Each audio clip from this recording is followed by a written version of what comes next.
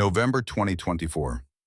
Montana. The rain came down in sheets that night, the kind of cold that cuts through a man's bones and settles somewhere deep, somewhere permanent. Colonel Nathaniel Drummond sat behind the wheel of his 15-year-old pickup truck windshield wipers, slapping a steady rhythm against the storm, and wondered not for the first time if he'd made a mistake accepting Preston's invitation. Beside him, pressed against the passenger door, with his graying muzzle resting on scarred paws, Sergeant watched the road with the same quiet vigilance he'd carried since Iraq. The German Shepherd was 9 years old now, moving slower than he used to, but his eyes still held that sharp tactical awareness that had saved Nathaniel's life more than once. The GPS announced the turn ahead. Valora Hotel, it said in its sterile digital voice. 0.2 miles. Nathaniel's hands tightened on the steering wheel. 15 years. That's how long it had been since he'd last seen Preston Harrington. 15 years since they'd stood together at Evelyn's funeral, both men trying not to break, both failing. Preston had held him up that day, literally when Nathaniel's legs had given out at the graveside. 3 years ago now. 3 years since cancer had taken the only woman who'd ever looked at him like he was more than the wars he'd survived. The hotel appeared through the rain like something out of a postcard that nobody believed anymore. All glass and warm light standing against the Montana darkness like it had no business being there.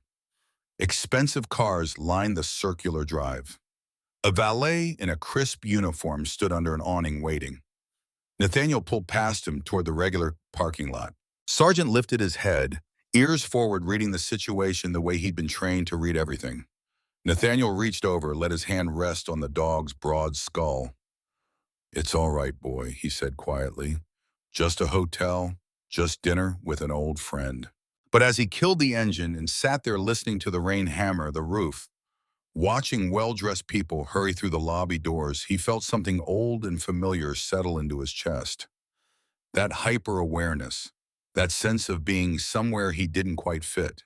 He was 75 years old, wearing his dress uniform, because Preston had asked him to, because this dinner meant something, and because some part of him still believed that the medals on his chest stood for something more than memory. The rain soaked through his jacket before he made it 10 feet from the truck. Sergeant moved beside him close, but not pressed the way he'd learned to walk in crowds. The automatic doors slid open with a soft hiss, and warmth rushed out to meet them, carrying with it the smell of expensive carpet and flowers that cost more than most people's groceries. The lobby stretched out before them like a cathedral to money. Crystal chandeliers, marble floors so polished they reflected the light like mirrors. Leather furniture arranged in conversation clusters that nobody was using. A grand staircase sweeping up to the second floor, all dark wood and brass railings. And people. So many people, all of them moving with that particular energy of those who belonged in places like this. Business suits, designer dresses, luggage that probably cost more than Nathaniel's truck.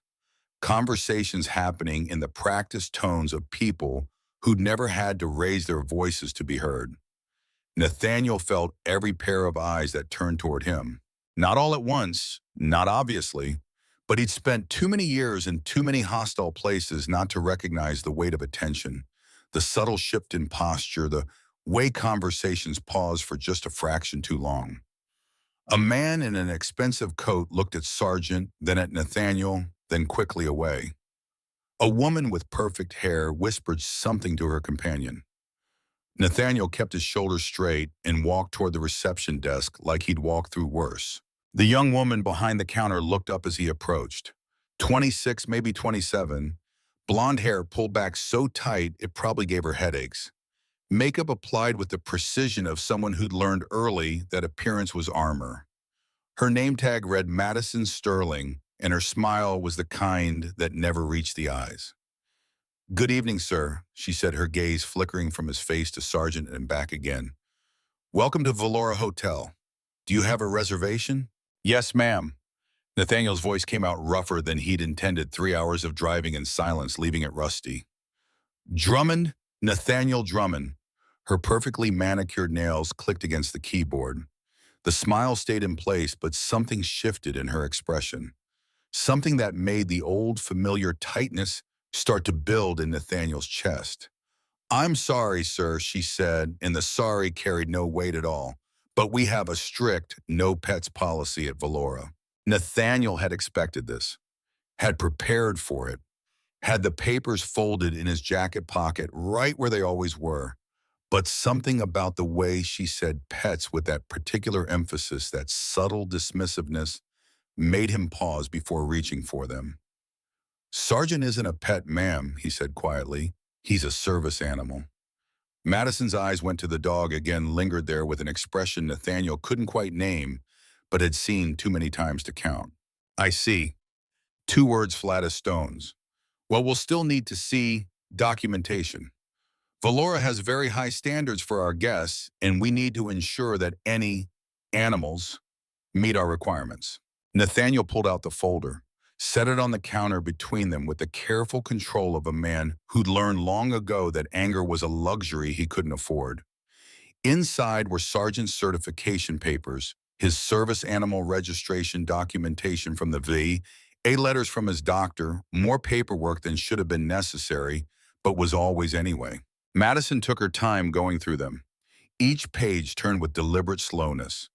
Each document examined like she was looking for a reason, any reason to say no.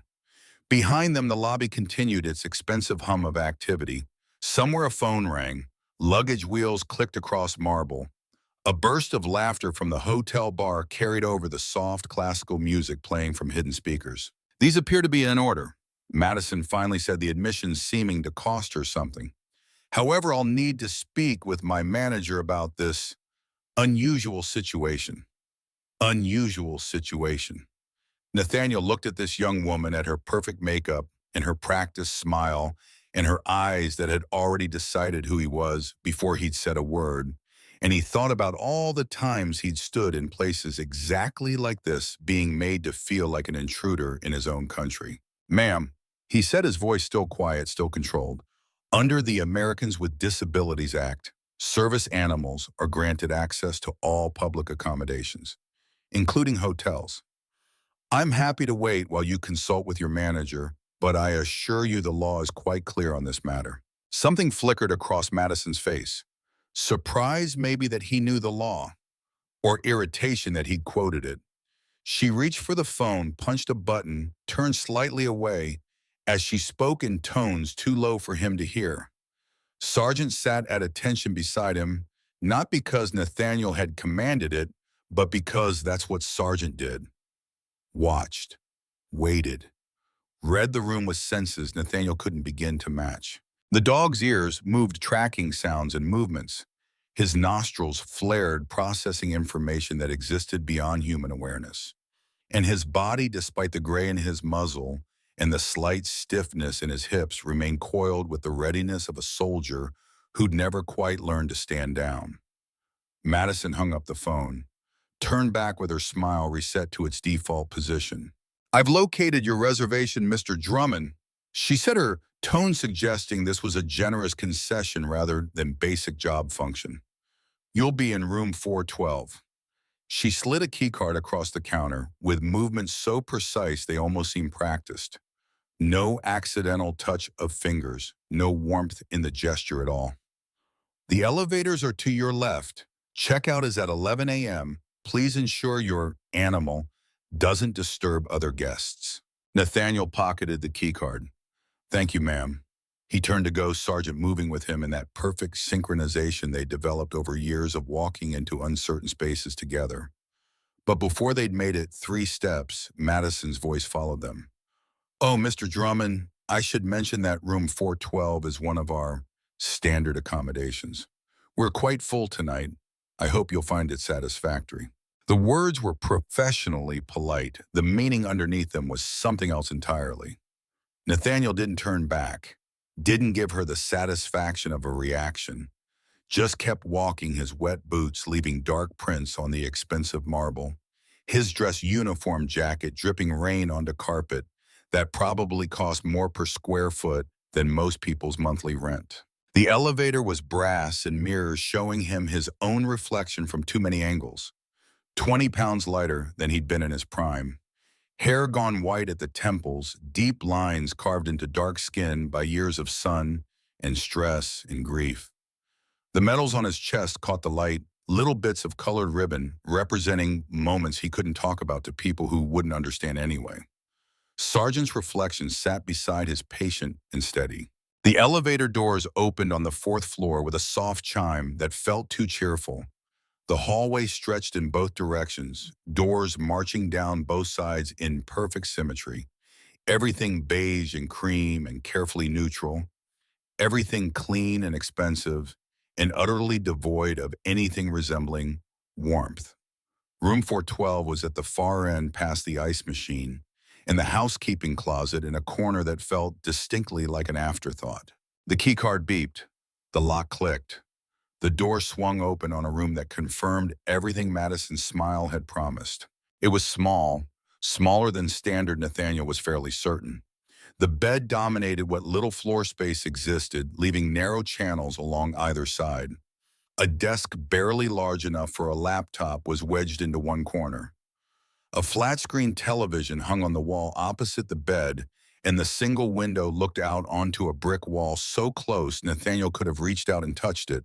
The air conditioning rattled and wheezed, fighting a losing battle against the stuffiness. The carpet showed wear patterns near the door and bathroom, and there was a smell, faint but unmistakable, of mildew and age and dozens of previous occupants. Nathaniel stood in the doorway, taking it all in with the practiced assessment of someone who'd slept in far worse places, but understood exactly what this particular worst place represented. "Check," he said quietly. Sergeant moved into the room, began his inspection. Nose to the floor, tracking along baseboards and into corners, under the bed, behind the curtains, into the bathroom. Every movement deliberate, thorough, executing a routine that was part training and part instinct and part the bone-deep need to make sure the space was safe before his human settled in. Nathaniel watched him work, feeling something old and painful move through his chest. Pride, maybe. Or love. Or just the weight of sharing your life with another living thing that understood without words what it meant to come back from war but never quite come home. Sergeant completed his circuit, returned to Nathaniel's side, and sat. All clear. Good boy. Nathaniel closed the door, set his worn duffel bag on the luggage rack, and moved to the window. The brick wall stared back at him close enough to feel claustrophobic. No view of the mountains, no glimpse of sky, just brick and mortar and the absolute certainty that this was not the room they gave to guests they valued. He pulled out his phone, checked the message from Preston one more time. "Looking forward to catching up. Old friend, dinner at 7. See you in the restaurant." 4 hours away. 4 hours to kill in this small room with its brick wall view and its rattling air conditioning and its careful isolation at the end of a hallway where nobody important would have to see him. Nathaniel sat on the edge of the bed. The springs creaked under his weight, too loud in the quiet. The dog leaned close, offering the comfort that had kept Nathaniel alive through nights when living felt impossible. "Just a hotel," Nathaniel said quietly, scratching behind Sergeant's ears, feeling the old scars beneath the fur. "Just one night. We've survived worse."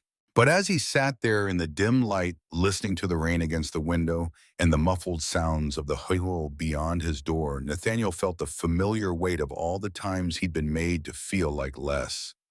All the times he'd been looked through instead of at. All the times his service, his sacrifice, his simple human dignity had been measured and found insufficient by people who'd never had to prove they belonged anywhere. He'd come here to see an old friend, to remember better times, to maybe for one evening feel like the world still held space for men like him. Instead, within 20 minutes of arrival, he'd been reminded that some battles never end. They just change uniforms. The afternoon dragged on with a particular slowness of time spent waiting.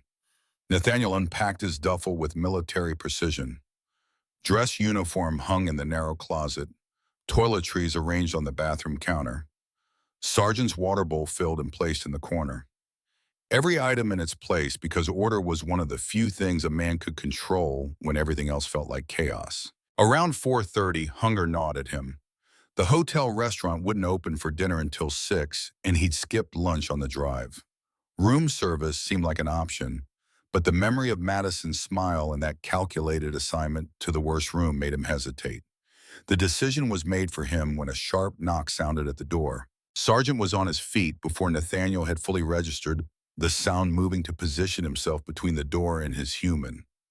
No barking, no visible aggression, just a silent, coiled readiness that spoke of training that went deeper than commands.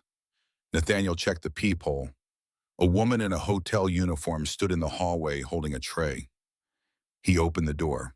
The woman was older than Madison, probably in her early 50s, with brown hair pulled back in a simple ponytail and eyes that held the particular kindness that comes from surviving hard things.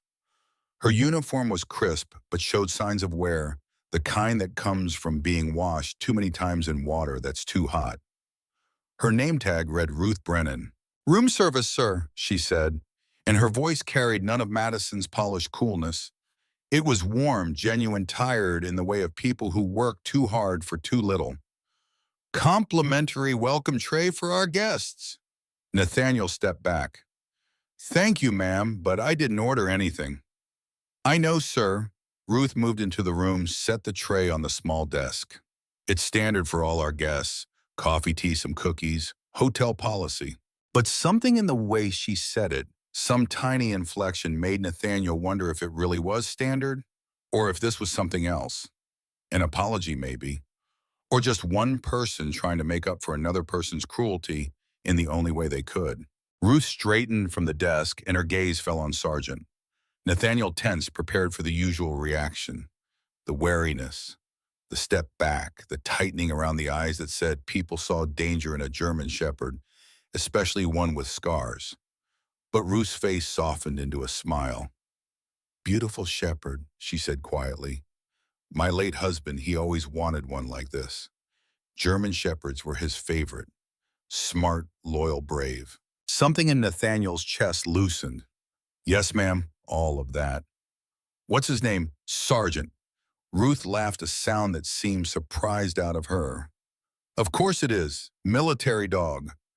"Yes, ma'am, Iraq. He served with me there." "Then he's a hero just like you." Ruth's eyes moved to the medals on Nathaniel's uniform, which he'd hung carefully in the open closet. "Thank you for your service, Colonel. Both of you."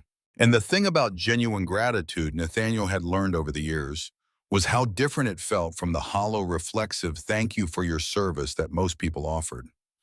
This woman meant it. He could hear it in her voice, see it in the way she looked at him, not through him or past him, but directly at him, like he was a person worth seeing.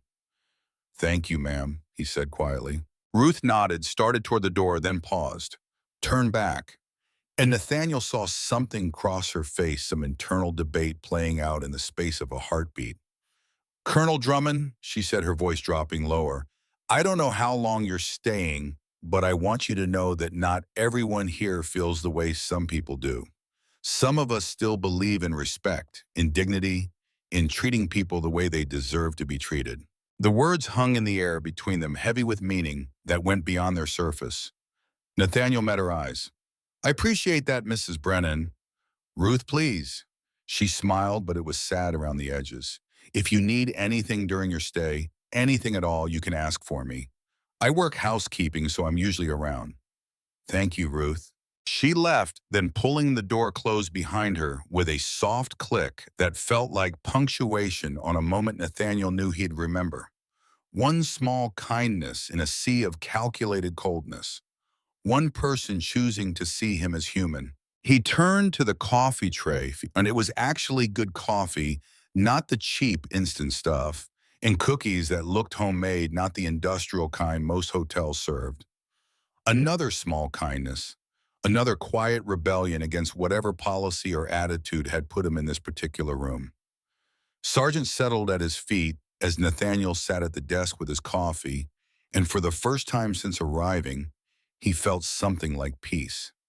It lasted exactly 17 minutes. The second knock, when it came, was different, harder, more demanding. The knock of someone who expected doors to open immediately, who'd never learned to wait for anything. Nathaniel checked the peephole again. A man stood in the hallway, mid to late 40s, wearing a navy suit that probably cost more than Nathaniel's entire wardrobe. Bald head, red tie, posture that screamed authority and the comfort of wielding it. Nathaniel opened the door. The man's eyes swept over him, taking in the dress uniform, the age, the skin color, all in one practiced assessment that took less time than a heartbeat, but communicated volumes. Mr. Drummond, not a question, a statement. I'm Victor Blackwood, hotel manager. He didn't offer his hand. Mr. Blackwood. Nathaniel kept his voice neutral, but Sergeant had already shifted, moving slightly forward, reading something in Victor's body language that Nathaniel felt but couldn't quite name. I wanted to personally welcome you to Valora. Victor continued, and the words were professional, but the tone underneath was something else entirely, something that made Nathaniel's trained instincts start whispering warnings. And to discuss your accommodation requirements. I have all the necessary documentation for Sergeant, Nathaniel said evenly. Miss Sterling already verified it. Yes, I'm aware. Victor's gaze dropped to the dog, lingered there with an expression that managed to be both dismissive and calculating. However, given the concerns of other guests, I thought it prudent to establish some ground rules for your stay. Concerns, Nathaniel kept his hands loose at his sides, his breathing steady. I arrived less than 3 hours ago. Which guests have expressed concerns? Victor's jaw tightened just slightly, just enough to tell Nathaniel he had scored a point. Valora is a luxury establishment, Victor said, pivoting away from the question he couldn't answer. We maintain certain standards. I'm sure you understand. And there it was, the knife wrapped in politeness, the implication delivered with a smile. Nathaniel understood all right. He understood perfectly. Mr. Blackwood, he said quietly, Sergeant is a certified service animal under federal law. He's trained to the highest standards. He's cleaner and better behaved than most of the guests I've seen in your lobby, and he has every legal right to be here. Victor's eyes narrowed. I'm not questioning the legality, Mr. Drummond. I'm simply ensuring that both you and your animal understand that any disturbance, Jindao complained, any incident at all will result in immediate removal from the premises. Are we clear? The threat was unmistakable. The challenge equally so. Nathaniel looked at this man, at his expensive suit, in his polished shoes, in his eyes that held all the warmth of a February morning, and thought about all the battles he'd fought, all the ground he'd held, all the times he'd stood firm when everything in him screamed to retreat. Crystal clear, sir, he said. I trust the hotel's commitment to following the Americans with Disabilities Act is equally clear. Victor's face went tight. I don't appreciate the implication, Mr. Drummond. And I don't appreciate being threatened in a hotel where I am a paying guest, Mr. Blackwood. But here we are. The silence that followed was the kind that precedes violence or surrender. Nathaniel had lived through enough of both to recognize the razor edge they were walking. Victor stepped back, straightened his already straight tie. Enjoy your stay, Mr. Drummond, he said, and every word dripped with false courtesy. I'll be watching closely to ensure everything meets our standards. He turned and walked away, his footsteps sharp and precise on the hallway carpet. Nathaniel closed the door, leaned against it for a moment, feeling the adrenaline work its way through his system, the way it always did after confrontation, leaving behind tremors and exhaustion, and the old familiar ache in his chest that had nothing to do with his heart and everything to do with his soul. Sergeant's weight anchored him, warm, solid, there. We're okay, boy, Nathaniel murmured. We're okay. But he wasn't sure who he was trying to convince. The next 2 hours passed in a kind of suspended tension.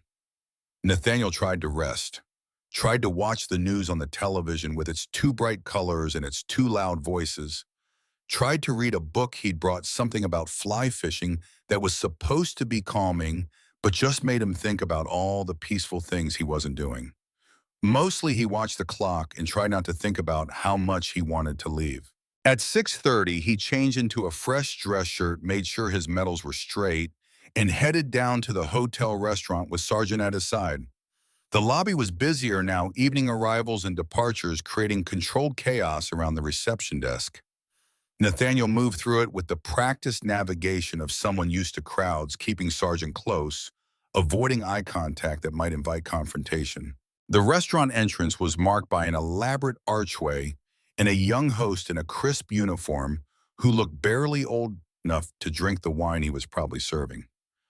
"Good evening, sir," the host said, his gaze dropping to Sergeant and freezing there. "I'm sorry, but we don't allow pets in the restaurant."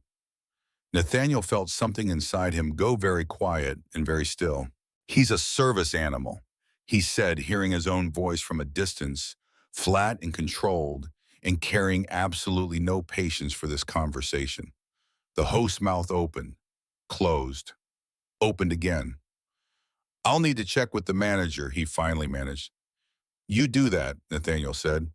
The host disappeared, returned 2 minutes later with Victor Blackwood. "Of course." Victor's smile was all teeth and no warmth. "Mr. Drummond, I see we're having a small issue with restaurant access."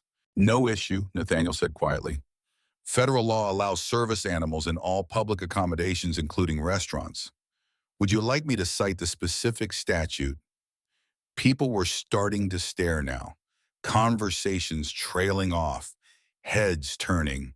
Nathaniel felt the weight of all those eyes, all that judgment, all that casual cruelty, dressed up as concern for standards and policies, and the comfort of other guests who didn't have to prove their right to exist in spaces like this. Victor leaned in slightly, voice dropping to a tone meant only for Nathaniel. "You know what I think, Mr. Drummond? I think you're one of those people who go looking for problems, who play the veteran card, the disability card, whatever card gets you what you want. We get a lot of your type coming through here thinking the world owes you something just because you wore a uniform." The words landed like punches. Your type. Nathaniel had heard it before, 1,000 times in 1,000 different ways. But hearing it here in this place from this man who'd probably never served in anything but his own interests, it hit different, deeper. He opened his mouth to respond, to defend himself, to quote chapter and verse of the laws this man was violating, and the complaint he'd be filing, and the consequences that were coming. But before he could speak, another voice cut through the tension. "Is there a problem here?" Nathaniel turned. Ruth Brennan stood 5 feet away, holding a tray of dishes, her uniform showing the stains of an evening's work. Her face was pale, her hands trembling slightly, but her voice was steady. Her eyes were locked on Victor with an expression that held more courage than should have been possible for someone who so clearly had everything to lose. Victor's face went red. "Mrs. Brennan, this is none of your concern. Return to your duties immediately." "I was just wondering if this gentleman needed any assistance," Ruth said, and Nathaniel heard what it cost her to keep her voice level to stand her ground. "Being as he's a guest and all." "Now, Mrs. Brennan." But Ruth looked at Nathaniel just for a second, and in that glance he saw everything. The apology she couldn't speak, the support she couldn't afford to give openly, the hope that he'd forgive her for not being able to do more. Nathaniel gave her the smallest nod. "I understand." Ruth turned and walked away, her shoulders rigid, her steps careful. The manager's gaze tracked her departure, then swung back to Nathaniel with renewed venom. "Your service animal," he said, practically spitting the words, "may technically be allowed in the restaurant, but I want you to know that I'll be personally monitoring your table. Any disruption, any mess, anything at all, and you're out." "Understood." Nathaniel looked at this man, really looked at him, and saw something he'd seen before in enemy territory. Not evil exactly, but something corroded and small and dangerous in its smallness. The kind of power that needed to make others feel lesser to feel large. "Understood," Nathaniel said quietly. Victor nodded sharply to the host who scrambled to grab menus. "Right this way, sir," the host said, his voice anxious. They were seated at a table in the back corner of the restaurant, partially hidden by a decorative screen. The worst table, Nathaniel noted without surprise. The one tucked away where other diners wouldn't have to see. He sat with his back to the wall, Sergeant settling at his feet in the tight space, and opened the menu without really seeing it. His hands, he noticed, were shaking. Just slightly, just enough that the menu trembled in his grip.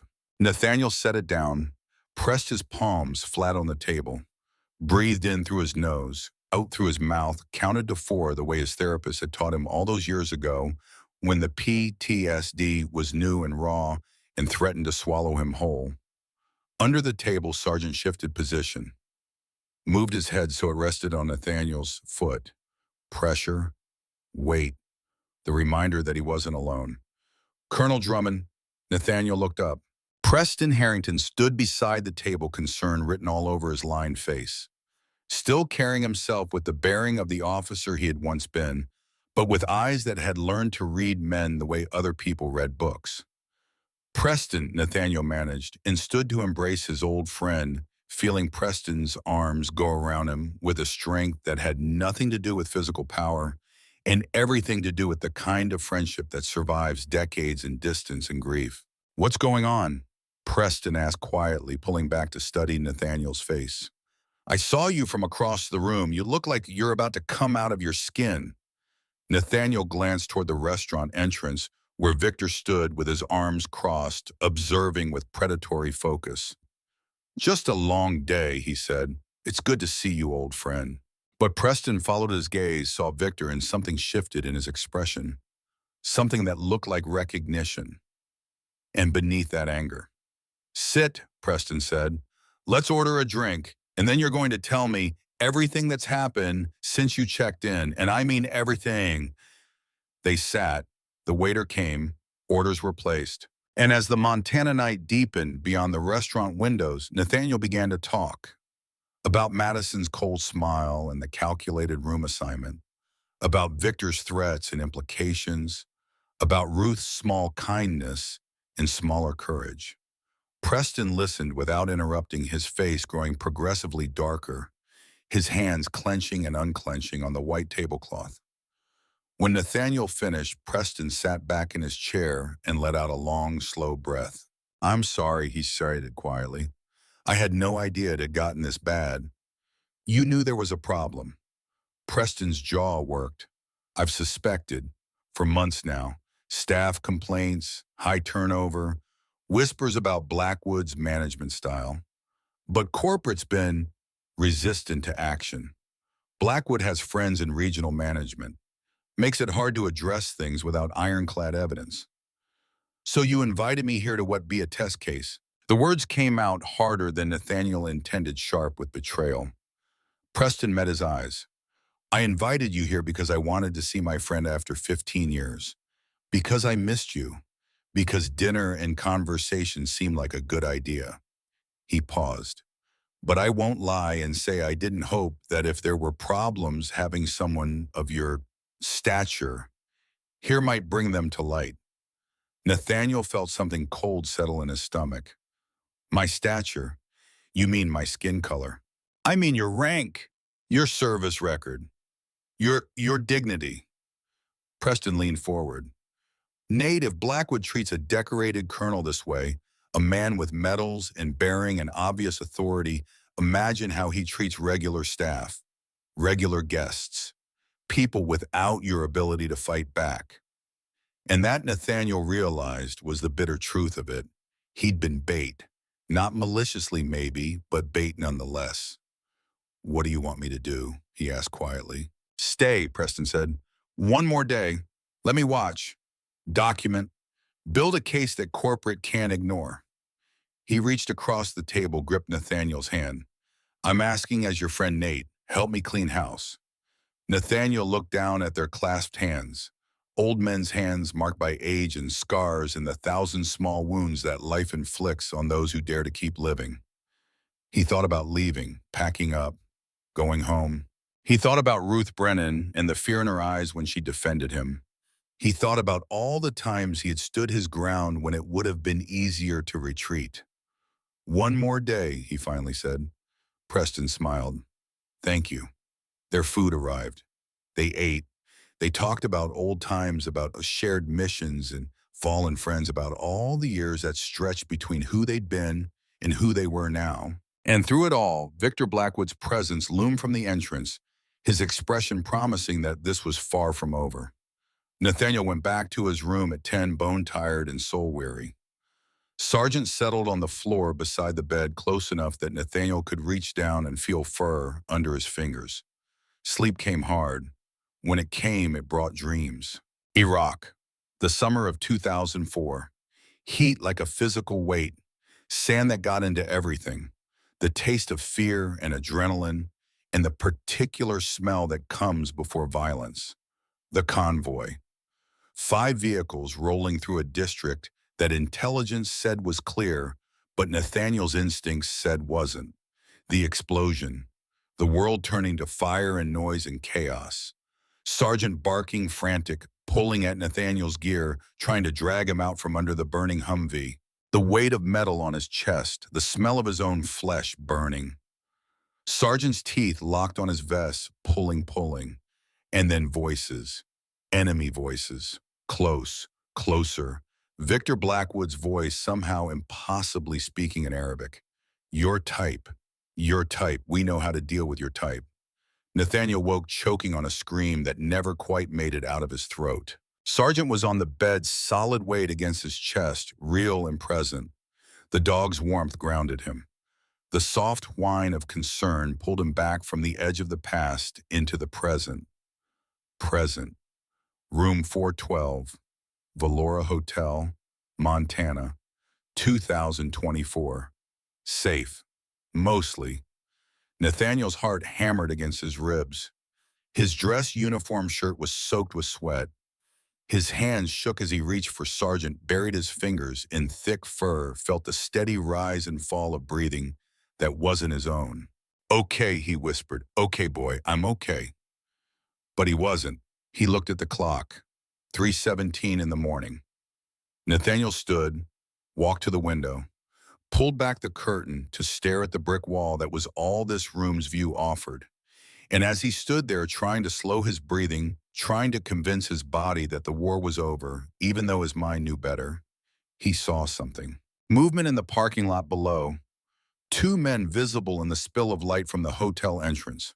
One was Victor Blackwood, still in his suit despite the hour. The other was younger, harder, wearing the kind of jacket that said security or muscle or both. They were arguing about something. Victor gesturing sharply, the other man shaking his head. Then Victor pulled out his phone, showed the other man something on the screen. The other man looked up, and for just a second, his gaze seemed to travel directly to Nathaniel's window, to room 412. Nathaniel stepped back from the curtain. His pulse, which had just started to slow from the nightmare, kicked up again. The dog positioned himself close, reading the tension, the shift from PTSD reaction to real-time threat assessment. Nathaniel stayed at the window, watching through the gap in the curtain, as Victor and the other man talked for another minute. Then the other man nodded, walked away, disappeared around the corner of the building. Victor stood alone for a moment, looking up at the hotel's windows. Then he smiled. Even from 4 floors up, even in the dim light, Nathaniel saw that smile. And he knew with the certainty of a man who'd spent too many years in hostile territory that whatever was coming next would be worse than what had come before. He was right. Morning came with the kind of gray light that promised more rain. Nathaniel hadn't really slept after the window incident, just dozed in fits and starts, always aware of Sergeant's steady breathing beside the bed, always listening for footsteps in the hallway that might mean trouble. At 7, he gave up pretending and took a shower. The water pressure was weak, the temperature inconsistent, and the towels were thin enough to see through. More small indignities, more deliberate signs that he wasn't valued here. He was buttoning his shirt when the knock came. Different from yesterday's knocks. Softer, almost apologetic. Nathaniel checked the peephole, saw Madison Sterling standing in the hallway, and felt his jaw tighten. He opened the door. Madison's perfect makeup couldn't quite hide the shadows under her eyes. Her smile was even more strained than it had been at check-in, like someone had told her to fix a problem, and she wasn't sure how. "Mr. Drummond," she said, her voice carrying a brightness that sounded rehearsed. "Good morning. I hope you slept well." Nathaniel said nothing, just waited. Madison's smile faltered. "I wanted to personally apologize for any inconvenience with your room assignment yesterday. Mr. Blackwood has authorized an upgrade. Our presidential suite is available and we'd be honored to have you as a guest there." The words were right. The delivery was practiced. But something in Madison's eyes told Nathaniel this wasn't generosity. This was strategy. "That's very kind," Nathaniel said carefully, "but I'm comfortable here." "Oh, but I insist." Madison pulled out a new key card, held it out like an offering. "The suite has a beautiful mountain view full kitchen, separate living area. Much more suitable for a guest of your stature." There was that word again, stature. Nathaniel looked at the key card, at Madison's insistent smile, at the careful choreography of this moment that had clearly been planned by someone who understood that obvious cruelty could be documented, but subtle manipulation was harder to prove. "The presidential suite," he said slowly. "That's on the 8th floor." "Yes, sir, the entire top floor, actually. Very private, very exclusive. Very isolated," Nathaniel thought. "Very far from witnesses." But refusing would seem ungrateful, suspicious, like he was the one looking for problems just as Victor had accused. "All right," he said. "Thank you." Madison's smile brightened, real relief flooding her features. "Wonderful. I'll have a bellhop sent up to help with your bags." "That won't be necessary. I can manage." "Of course." Madison handed him the key card, her fingers not quite touching his. "Enjoy your stay, Mr. Drummond." She left quickly, heels clicking down the hallway. Nathaniel stood in the doorway looking at the key card in his hand and felt a trap close around him, even as he couldn't quite see all its mechanisms. Sargent stood at his side, head tilted, reading something in Nathaniel's body language that probably spoke louder than words. "Yeah, boy," Nathaniel murmured. "I know. But sometimes you have to walk into the trap to spring it." The presidential suite was everything Madison had promised, and more. Sprawling living room with leather furniture that probably cost more than Nathaniel's truck. Kitchen with marble countertops and appliances he'd never use. Bedroom with a bed big enough for 4 people. And windows, floor-to-ceiling windows, offering views of the Montana mountains that took his breath away. It was beautiful. It was also bugged. Nathaniel spotted the first camera within 2 minutes of entering. Tiny thing barely visible tucked into a smoke detector in the living room. The second was in the bedroom, hidden in a wall clock. The third in the bathroom, which crossed a line from surveillance into something darker. He didn't search for more. Didn't give any indication he'd noticed. Just unpacked his few belongings, hung his uniform in the closet, and moved through the space like a man who saw nothing wrong. But when he opened the minibar to fill Sargent's water bowl, he found them.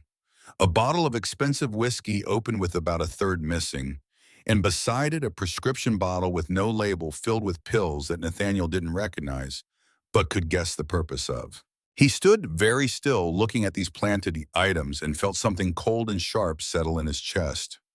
Not fear exactly. He'd been too many places and seen too many things to be afraid of something this obvious. But anger.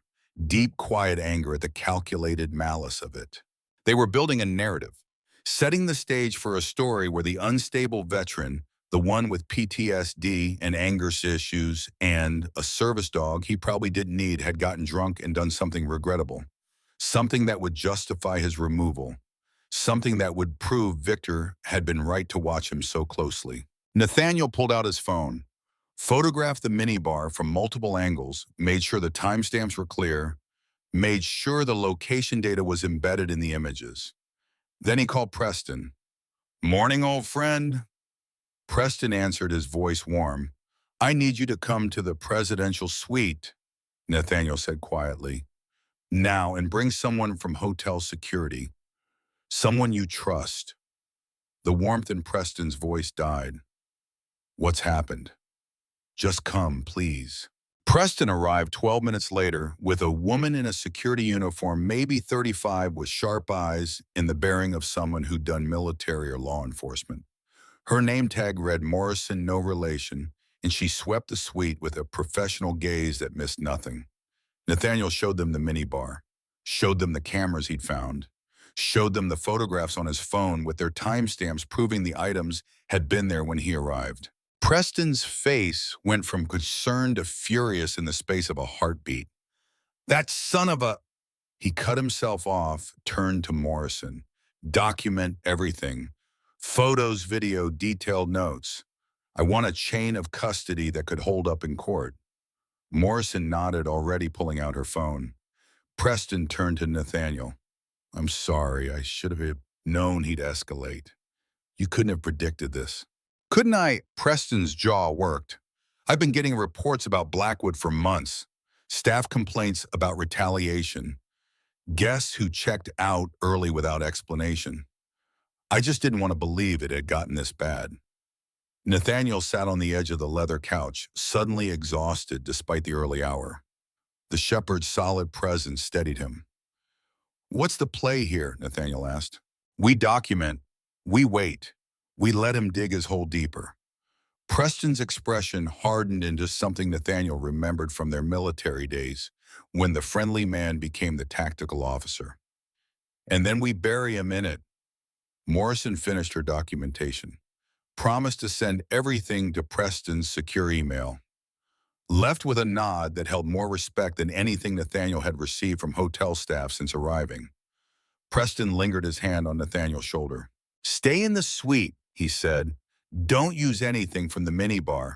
Don't give them any ammunition. Can you do that? For how long? One more day, maybe two. I'm flying corporate counsel in tomorrow. Once they see this evidence, Blackwood is done. Nathaniel nodded. One more day. He could survive one more day. Preston left, and Nathaniel sat in the expensive silence of the presidential suite, surrounded by luxury that felt like a cage, and wondered how it had come to this. The morning dragged. Nathaniel ordered room service for breakfast, careful to have the server document everything to sign receipts with timestamps to build his own paper trail against whatever accusations might be coming. The food arrived cold and under-seasoned, delivered by a nervous young man who couldn't meet Nathaniel's eyes. Around 11, Nathaniel decided he needed to move, to get out of the suite before its walls closed in completely. He'd seen the courtyard garden from the window, a small green space tucked between wings of the hotel, and it seemed like neutral ground. A place to breathe. He took the elevator down Sargent at his side and stepped into the lobby. The morning crowd had thinned to a handful of business people checking out and a few tourists studying maps. Nathaniel moved through them with practiced invisibility, heading for the courtyard entrance, and nearly collided with Ruth Brennan. She was carrying an armload of linens, moving fast with her head down, and she didn't see him until she was 2 steps away. Her eyes widened when she looked up and something flickered across her face. Relief maybe? Or fear? Or both? Colonel Drummond, she said, her voice barely above a whisper. I'm glad I ran into you. Ruth, Nathaniel stepped aside to let other guests pass. Are you all right? I'm fine. But the way she clutched the linens, the tension in her shoulders said otherwise. Could we talk somewhere private? Nathaniel glanced around the lobby. Too many eyes, too many cameras. The courtyard, he suggested. Ruth nodded quickly. I'll meet you there in 5 minutes. I just need to drop these off. She hurried away before Nathaniel could respond. The courtyard was small but carefully maintained, with stone paths winding between raised beds of flowers that were fighting to bloom despite the November cold. A few benches offered seating, and a fountain in the center provided white noise that would cover quiet conversation. Nathaniel sat on a bench in the far corner, Sargent settling at his feet, and waited. Ruth appeared exactly 5 minutes later, moving quickly but not running, her eyes darting around to check if anyone had followed. She sat on the bench beside Nathaniel, leaving careful space between them, and for a moment just sat there trembling.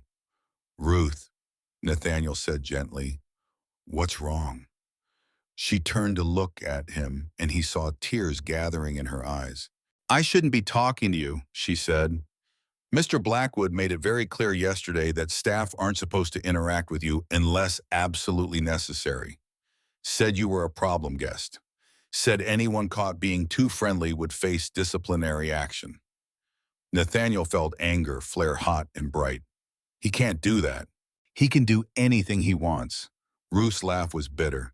He's the manager. He has friends in corporate. And I'm just a janitor with 3 kids to feed and no husband to help. "Your husband," Nathaniel said carefully. "You said he passed COVID 2020. Ruth's voice cracked. "He was a good man. Worked at the lumber mill. Never missed a day until the virus took him in 3 weeks. Left me with Sarah Thomas and Emily and a house I can barely afford, even with this job." Nathaniel's chest tightened with familiar grief. He knew that particular devastation, that sudden absence that changed everything. "I'm sorry," he said quietly. Ruth wiped her eyes. "Thank you. But I didn't come here to talk about me. I came because of Sarah. Your daughter, the one who works at the front desk." "Yes." Ruth's hands clenched in her lap. "Colonel Mr. Blackwood has been inappropriate with her. For months now. Comments about her appearance, touching her shoulder when he talks to her standing too close, making her work late shifts alone, coming by the desk when no one else is around." The anger in Nathaniel's chest went cold and sharp. "Has she reported it?" "3 times. To HR, to corporate. Each time they say they'll investigate, but nothing ever happens. Mr. Blackwood has friends in the regional office. They protect him." Ruth turned to face Nathaniel fully.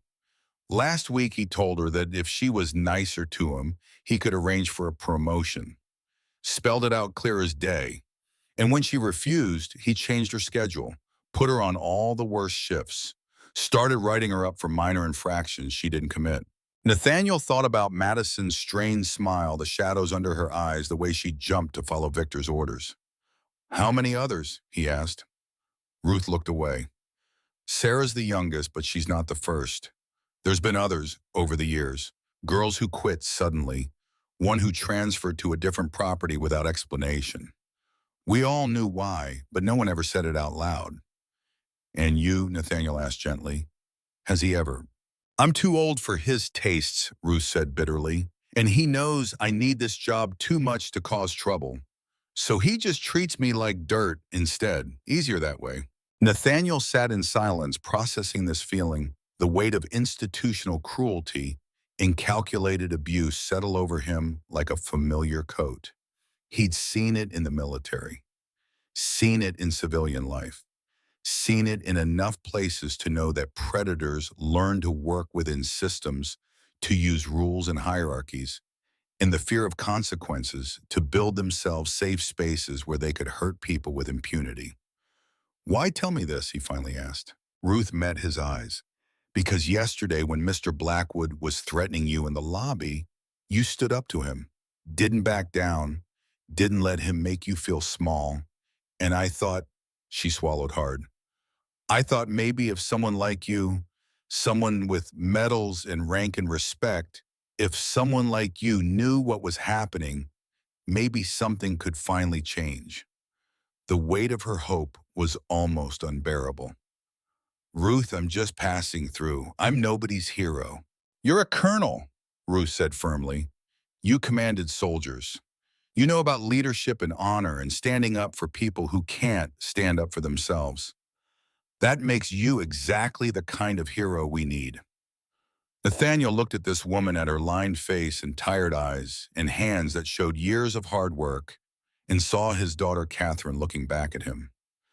Catherine had been 23 when that drunk driver stole her future, the same age Sarah was now. He couldn't save Catherine, but maybe he could help Sarah. "Does Sarah keep a record?" he asked. "Dates, times, what he said." Ruth nodded. "I made her start writing everything down 6 months ago. Every incident, every comment. She has a journal." "I'll need to see it. and I'll need to talk to Preston Harrington, the owner. He's been looking for evidence against Blackwood, and this might be exactly what he needs." Hope flared bright in Ruth's eyes, then immediately dimmed with fear. "If Mr. Blackwood finds out I talked to you—" "He won't," Nathaniel said firmly. "I promise you, Ruth, we'll do this right. We'll protect Sarah and you and anyone else who's been hurt by this man. But I need you to trust me." Ruth studied his face for a long moment. Then she reached into her uniform pocket and pulled out a small notebook with a worn cover. "Sarah gave this to me last night," she said quietly. "Told me to keep it somewhere safe, somewhere Blackwood couldn't find it if he searched her locker or her car. I was going to hide it at home, but—" She pressed it into Nathaniel's hands. "Maybe it's safer with you." Nathaniel took the notebook, felt the weight of it, and knew he was holding evidence that could destroy a man's career. And maybe, if they were lucky, save some lives in the process. "Thank you," he said. Ruth stood, smoothing her uniform, becoming once again the anonymous hotel worker that guests look through instead of at. "I should get back. My break's almost over." She paused. "Colonel, be careful. Mr. Blackwood is dangerous when he feels threatened, and you've already threatened him just by existing." She left quickly, disappearing back into the hotel. Nathaniel sat alone in the courtyard with Sergeant and Sarah's journal, and when he finally opened it and began to read the careful documentation of months of harassment and intimidation and calculated cruelty, made him feel every one of his years. The entry started in April. "April 15th, Mr. B commented on my blouse today. Said the buttons were a little tight and maybe I should consider dressing more appropriately for a professional environment. I was wearing the same uniform everyone else wears." April 22nd. "Working late shift alone. Mr. B came by the desk 3 times. No reason. Just stood there asking about my school plans, my personal life. Stood too close. Could smell his cologne. May 3rd, Mr. B touched my shoulder while reviewing my work. Let his hand stay there while he talked. When I stepped away, he looked annoyed. On and on through the spring and summer. Each entry dated and detailed. Each one documenting behavior that individually might seem minor, but collectively painted a picture of systematic harassment. June 18th. Mr. B called me into his office. Said he noticed I wasn't living up to my potential. Asked if I wanted to advance my career at the hotel. When I said yes, he smiled and said advancement requires dedication and going above and beyond and being available for special projects. The way he said it made my skin crawl. July 9th, told Mr. B I was uncomfortable with late shifts alone. He said that's part of the job, and if I can't handle it, maybe I'm not cut out for hospitality work. Changed my schedule to 3 late shifts per week. August 30th, Mr. B has started finding fault with everything I do. Handwriting not neat enough. Uniform not pressed enough. Attitude not friendly enough. Wrote me up twice this week for minor things other people do all the time without consequence. The entries grew more desperate as fall arrived. September 14th, Mr. B cornered me in the supply closet. Said we needed to have a frank conversation about my future at the hotel. Said promotions go to people who are team players. Put his hand on my waist while he talked. I said I needed to get back to work and push past him. He's been cold to me since. October 3rd. Mom found me crying in the bathroom, made me tell her everything. She wanted to go to Mr. B herself, but I begged her not to. We need this job. If he fires me, we lose the health insurance. Without that, we can't afford Emily's asthma medication. October 28th. Mr. B pulled me aside today. Said he knows I've been spreading rumors about him, and if I don't stop, there will be consequences. I haven't told anyone except Mom. How does he know the last entry was from 3 days ago? November 19th. A black man checked in today with a service dog. Mr. B was horrible to him. Made racist comments to staff after he left. Said those people always cause problems. Madison looked uncomfortable but didn't say anything. None of us did. I hate that we're all too scared to stand up to him. The man with the GA looked so dignified, so calm, even when Mr. B was being cruel. I wish I had that kind of strength. Nathaniel closed the journal carefully, his hand shaking. That man with the dog was him. Sarah had written about him, and he'd been so focused on his own problems, his own wounded pride, that he hadn't seen the larger pattern. Hadn't recognized that Victor Blackwood's cruelty wasn't personal. It was systematic. Everyone who didn't fit his narrow definition of acceptable was a target. Sergeant whined softly, sensing Nathaniel's distress. Yeah, boy, Nathaniel murmured. We got work to do. He pocketed his journal, and headed back into the hotel with purpose that had been missing since he'd arrived. The lunch crowd was lighter than dinner, mostly business travelers grabbing quick meals between meetings. Nathaniel was seated at the same back corner table, partially hidden by the decorative screen, and he accepted it without comment. He ordered a sandwich and coffee, pulled out his phone to appear occupied, and tried to ignore the weight of stares from other diners who'd clearly heard about the difficult guest with the dog. The sandwich arrived, the coffee was bitter.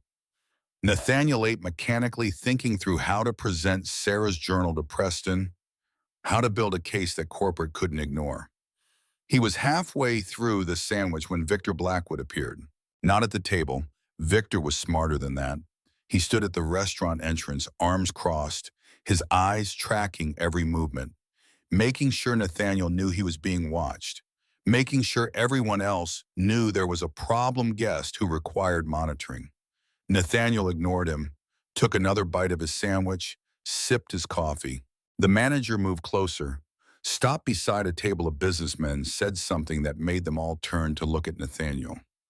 One of them frowned, another whispered behind his hand. Nathaniel felt the familiar burn of humiliation, the weight of being made into a spectacle, but he kept his face neutral and continued eating. Victor circulated through the restaurant like he was working a room, stopping at tables, chatting with guests, always making sure his path brought him within Nathaniel's line of sight. The message was clear: you're being watched. You're being judged. You don't belong here. Nathaniel finished his sandwich, paid his bill, started to stand, and that's when he saw it. Through the restaurant entrance, visible in the lobby beyond, Ruth was being berated by Victor. Even from a distance, even without hearing the words, Nathaniel could read the scene. Victor standing too close, finger pointing, voice raised. Ruth's head down, shoulders hunched, the body language of someone trying to become invisible. Other hotel guests walked past without stopping. Staff members averted their eyes. No one intervened. Nathaniel felt something snap inside him. Not rage, not the hot, explosive anger that got men killed in combat, but something colder, more deliberate. The quiet fury of a man who'd seen too much injustice and finally reached his limit. He walked out of the restaurant, sergeant at his side, and crossed the lobby with measured steps that carried 35 years of command authority. Is there a problem here? His voice wasn't loud, but it carried, cutting through the ambient noise of the lobby and making heads turn. Victor whirled to face him, his expression cycling rapidly through surprise, anger, and calculation. Mr. Drummond, this is a staff matter. It doesn't concern you. When I see someone being mistreated in public, it concerns me. Nathaniel stopped 6 feet away, close enough to engage, but far enough to avoid any claim of threatening behavior. I'm sure whatever the issue is can be resolved without public humiliation. Ruth looked up, her eyes wide with fear and something that might have been gratitude. Victor's face flushed red. Mrs. Brennan was discovered shirking her duties. As the manager, it's my responsibility to address performance issues. By berating her in the lobby where everyone can see, that's not management. That's bullying. The word hung in the air like an accusation. Victor took a step toward Nathaniel, his hands clenching into fists. You need to mind your own business, Mr. Drummond. This is my hotel. These are my staff. And I don't appreciate guests interfering with operational matters. And I don't appreciate watching someone abuse their authority. Nathaniel's voice remained calm, but something in his bearing shifted. Became the officer he'd once been, the man who'd commanded hundreds and led them through hell. You want to address performance issues? Fine. Do it privately, professionally, with respect for your employees' dignity. Not like this. People were stopping now, pulling out phones. The scene was being recorded from multiple angles. Victor seemed to realize this at the same time Nathaniel did. His expression shifted, became calculating again. "You're making a scene," he said, his voice dropping to something that was probably meant to sound reasonable but came out threatening. "I'm going to have to ask you to return to your room. If you continue to disrupt hotel operations, I'll have no choice but to call security." "Call them," Nathaniel said quietly. "Call whoever you want. But I'm not moving until you stop treating Mrs. Brennan like she's less than human." Victor's face went from red to purple. "That's it. I'm calling the police." "Good," Nathaniel said. "Let's get them involved. I'm sure they'll be very interested in your management practices." Victor pulled out his phone, jabbed at it with shaking fingers. Ruth stood, frozen tears streaming down her face now, her hands clasped in front of her like she was praying. The shepherd remained close, not aggressive but alert, reading the tension in the air and responding to it. The lobby had gone quiet. 30, maybe 40 people, watching phones raised, documenting everything. And Nathaniel stood his ground, unwilling to back down from a bully who'd been allowed to operate unchecked for far too long. Victor spoke into his phone, his voice loud enough to carry. "Yes, I need police at the Valora Hotel. I have a guest who's become aggressive and threatening. He's refusing to leave the lobby and has an unleashed animal with him." "Unleashed." Nathaniel glanced down at Sergeant, who was sitting calmly at his side, controlled and professional. The lie was so blatant, so obviously designed to paint Nathaniel as dangerous that several people in the lobby actually gasped. A young man, maybe 30, in a teacher's casual clothes stepped forward. "That's not true," he said loudly. "I've been standing here the whole time. The dog hasn't moved, and this gentleman hasn't done anything aggressive. He just asked you to stop yelling at that woman." Victor turned on him. "Stay out of this." "No," the young man said, his voice shaking but determined. "I teach my students to stand up to bullies. Guess I better practice what I preach." A murmur of agreement rippled through the watching crowd. Victor looked around, seemed to realize he was losing control of the narrative, and his expression turned desperate and mean. "All of you back to whatever you were doing. This is hotel business," he pointed at Nathaniel. "And you, I want you out of this hotel immediately. Pack your bags. You're no longer welcome here." "On what grounds?" Nathaniel asked calmly. "You're trespassing. That's what grounds. I'm the manager, and I'm telling you to leave. I'm a paying guest with a valid reservation. You can't just throw me out without cause. Watch me." Victor moved toward Nathaniel, and for a moment it looked like he might actually try to physically remove him. But before he could close the distance, a voice cut through the tension. "Victor, what the hell is going on here?" Preston Harrington stood at the lobby entrance, his face a mask of controlled fury. Behind him was Morrison, the security officer, her hand on her radio. Victor froze, all the color draining from his face. "Mr. Harrington, sir, I was just handling a problem guest. By screaming at one of our housekeepers in the lobby, by making false reports to police." Preston's voice was cold as winter. "I've been watching from the security office, saw the whole thing." Victor's mouth opened and closed soundlessly. Preston turned to Morrison. "Cancel that police call. There's no emergency here." Then to Ruth. "Mrs. Brennan, are you all right?" Ruth nodded, unable to speak. Preston looked at the crowd. "Ladies and gentlemen, I apologize for this disruption. Please continue with your day. Everything is under control." The crowd dispersed slowly, reluctantly, still filming. Preston waited until most of them were gone, then turned his attention fully to Victor. "My office now." "Sir, if you'll just let me explain." Now, Victor's gaze darted to Nathaniel, filled with pure hatred, before he turned and walked toward the elevators like a man heading for execution.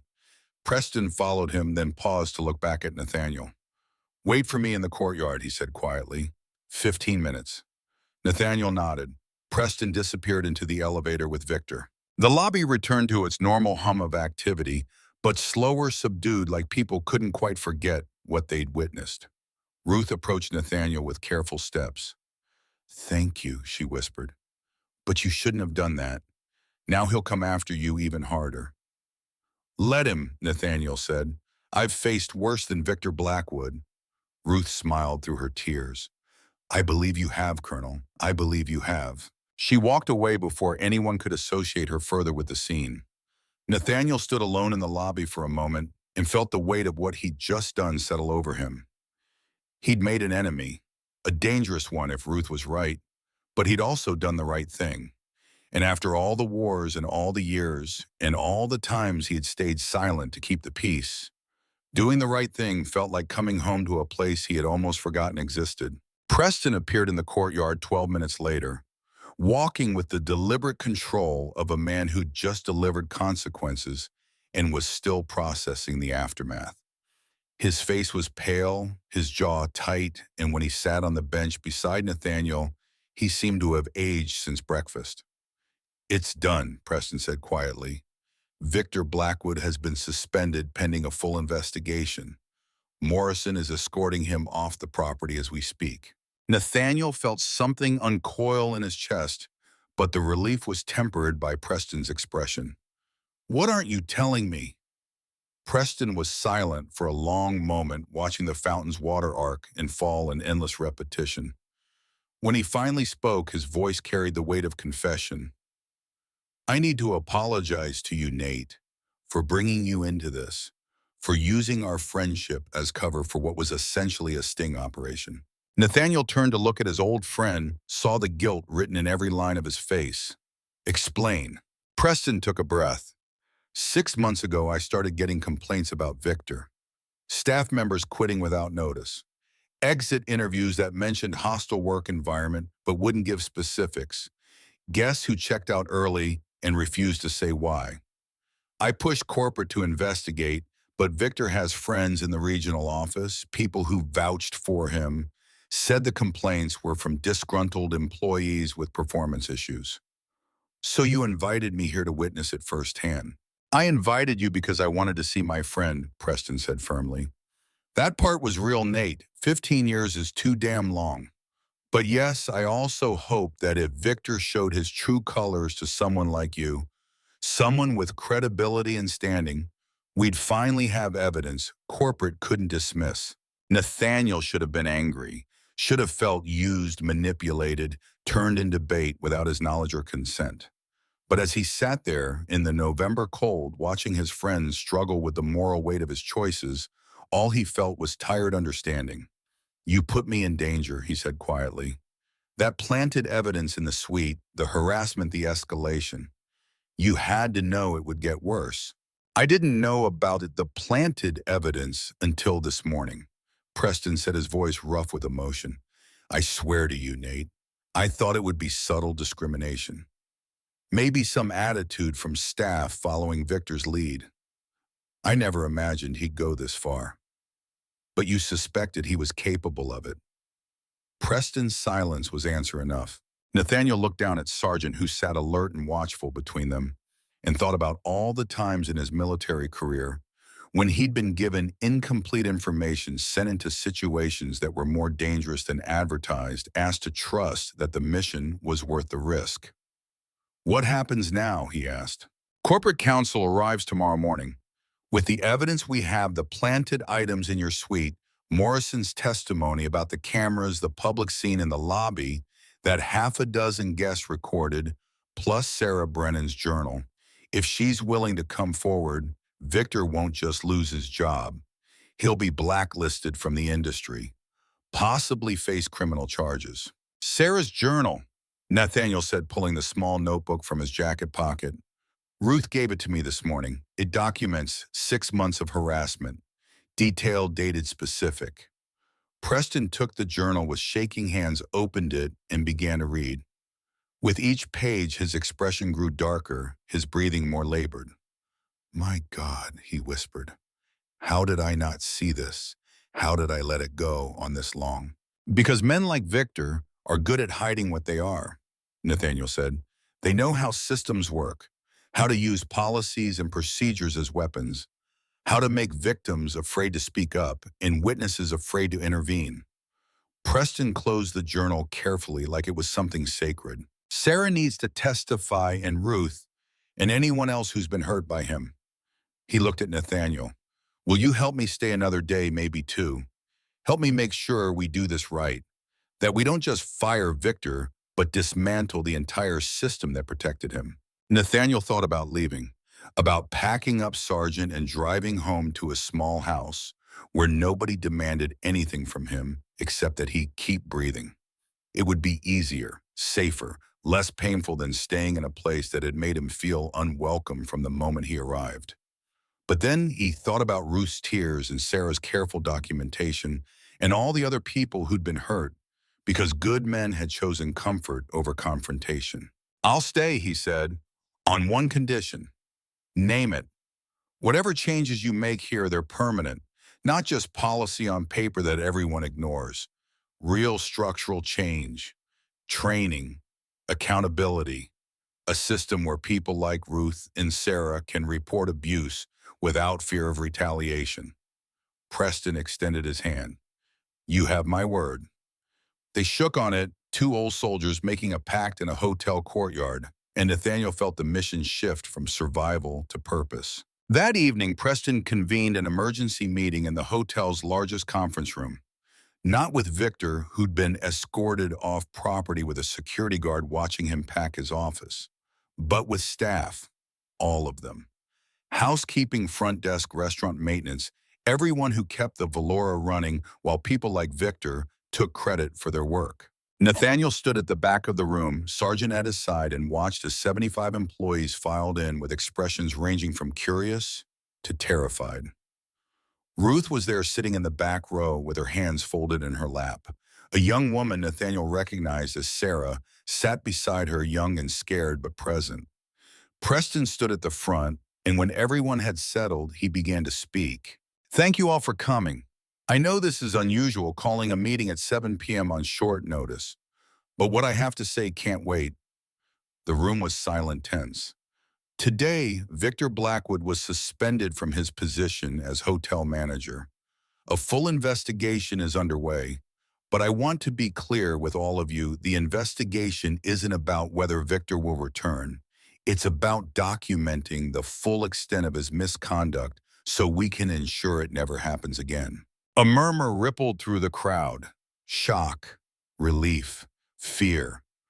I know some of you have been hurt by Victor's management style. Preston's voice was steady, but his hands gripped the podium. I know some of you filed complaints that went nowhere. I know some of you quit or transferred or suffered in silence because you didn't think anyone would listen. Sarah's hand found her mother's. Ruth squeezed back, tears already streaming. I'm here to tell you that I'm listening now. Corporate is listening, and we're going to make this right. Preston paused, his gaze sweeping the room. But I need your help. If you've experienced harassment, discrimination, retaliation, or any other form of misconduct, I need you to come forward.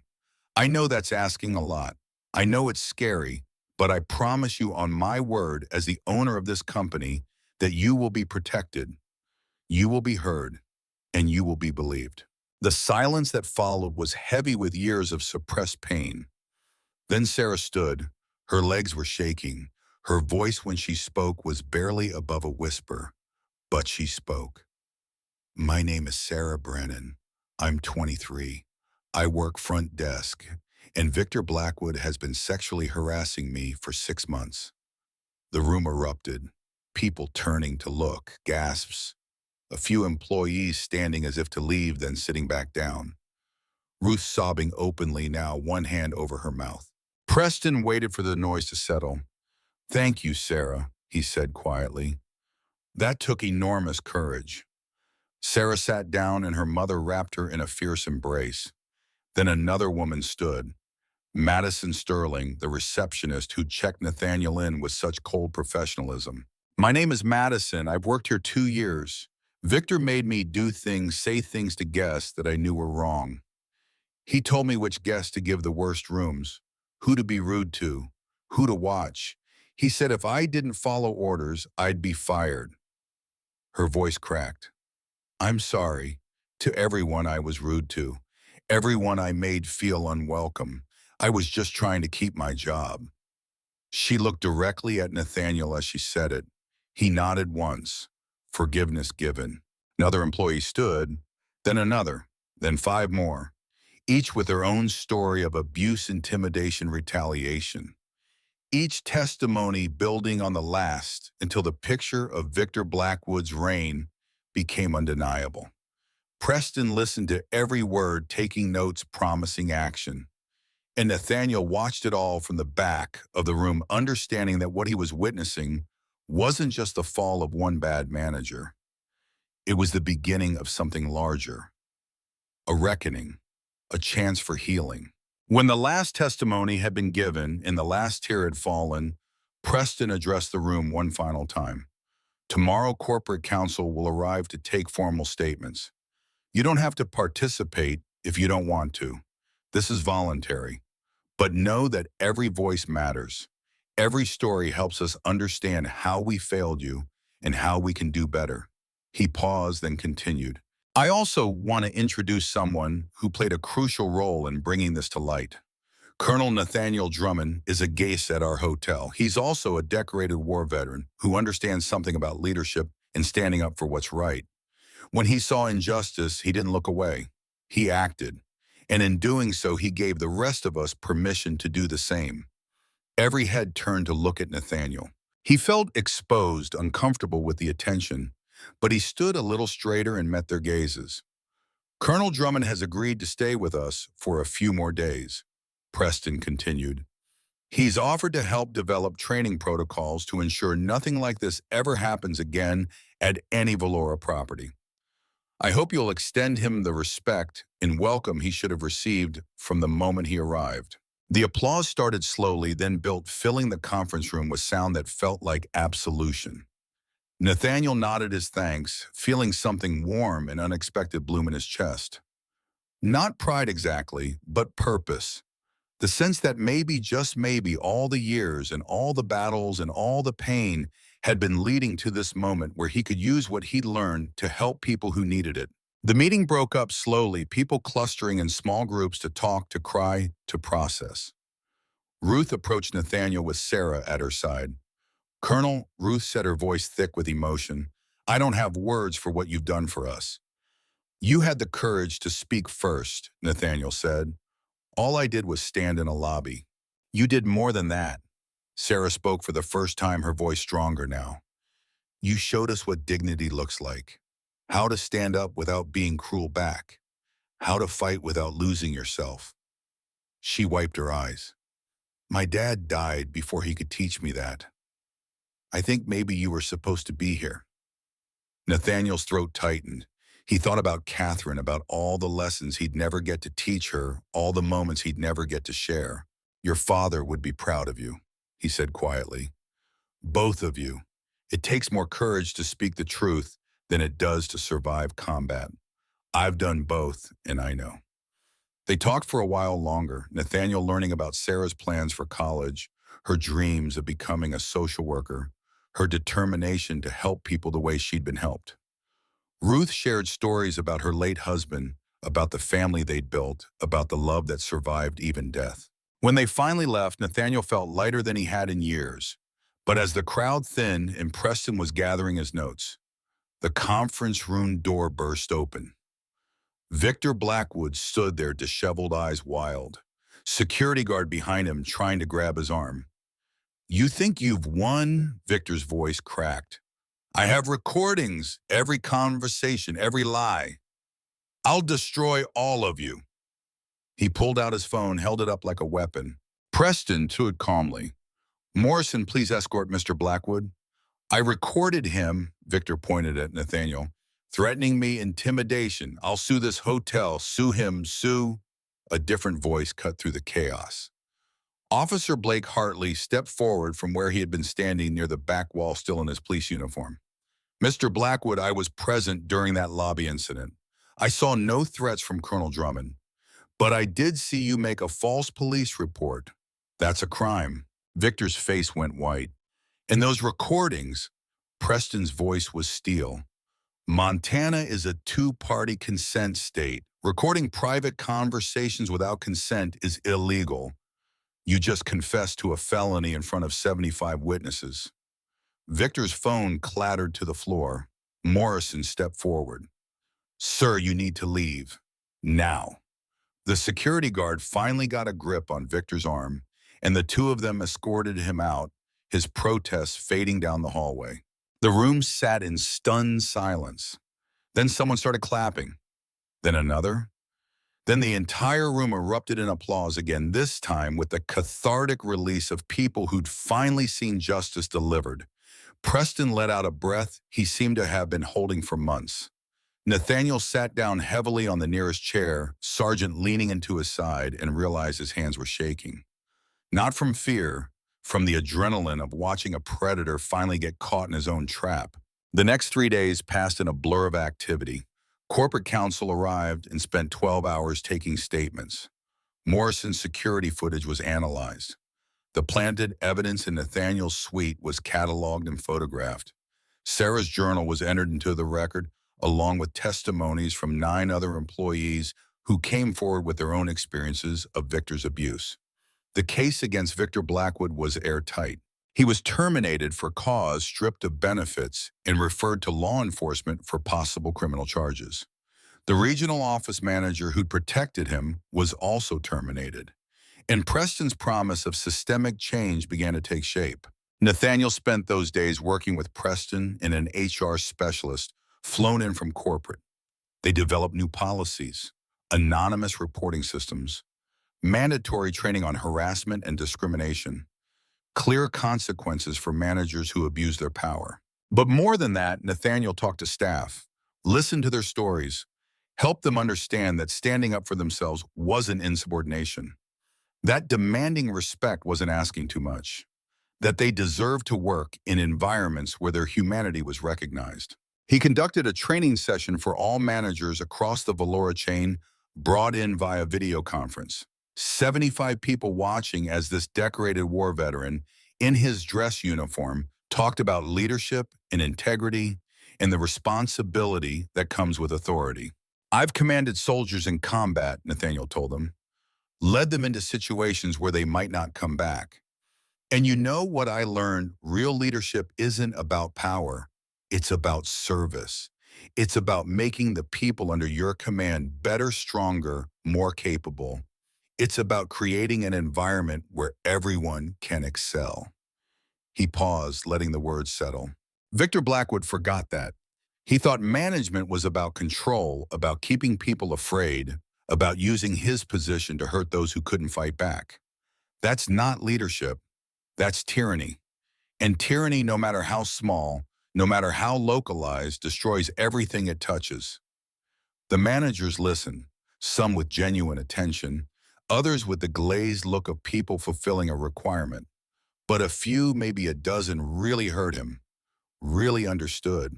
Those were the ones who would make a difference. On the 4th morning of Nathaniel's extended stay, Ruth found him in the hotel restaurant having breakfast at a table by the window with an actual mountain view. Colonel, she said, her smile bright and genuine, I wanted to thank you again and to give you some news. Good news, I hope. The best. She pulled out an envelope, handed it to him. This arrived at corporate yesterday, for you. Nathaniel opened it. Official letterhead from the Montana State Attorney General's office.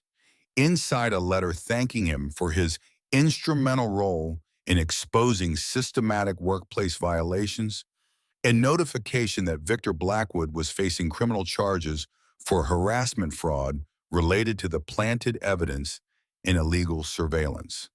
But the last paragraph made Nathaniel's breath catch. Additionally, your testimony has prompted investigation into 12 other Valora properties where similar complaints were filed but dismissed. Your actions may have protected dozens of potential victims. On behalf of the state of Montana, thank you for your service, both in uniform and as a civilian. Nathaniel set the letter down carefully, his hands trembling. There's more, Ruth said, still smiling. Mr. Harrington offered me a promotion, Assistant General Manager for the Montana property.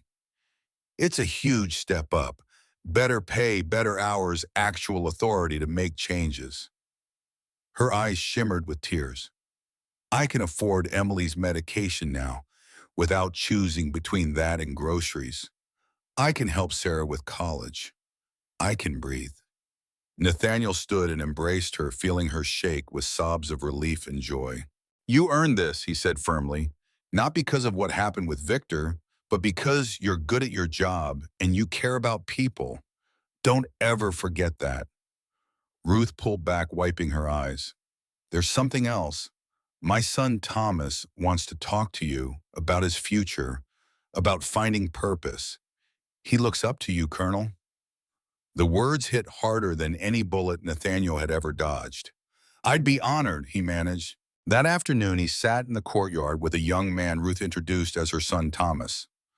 20 years old, tall and lean, with his father's features and his mother's kind eyes. It's an honor to meet you, sir, Thomas said. My mom told me what you did, how you stood up for her and Sarah. Your mother and sister did the hard part, Nathaniel said. Thomas smiled. That's not how they tell it, but I actually wanted to ask you something about the military, about enlisting. Nathaniel glanced at Ruth, saw the fear in her eyes, the memory of a husband lost to forces beyond her control. Let's take a walk, Nathaniel said. They left the courtyard sergeant between them and walked through the hotel grounds as afternoon light painted the mountains gold. Why do you want to enlist? Nathaniel asked. Thomas was quiet for a moment. My dad died when I was 17. COVID took him in 3 weeks. One day he was fine, the next he was gone. And I've been kind of lost since then. Working dead-end jobs, not knowing what I'm supposed to do with my life. He paused. But watching what happened here, seeing you and Mr. Harrington stand up for what's right, it made me think maybe the military could give me purpose, structure, a chance to serve something bigger than myself. Nathaniel heard echoes of his younger self in those words. The idealism, the hope that structure could replace the chaos of grief. The military can give you those things, he said carefully, but it can also take a lot from you. I've seen things I can't unsee, done things that haunt me, lost people I loved. The PTSD, I live with the nightmares, the constant vigilance. That's the price I pay for my service. Thomas absorbed this without flinching. But would you do it again if you could go back knowing what you know now?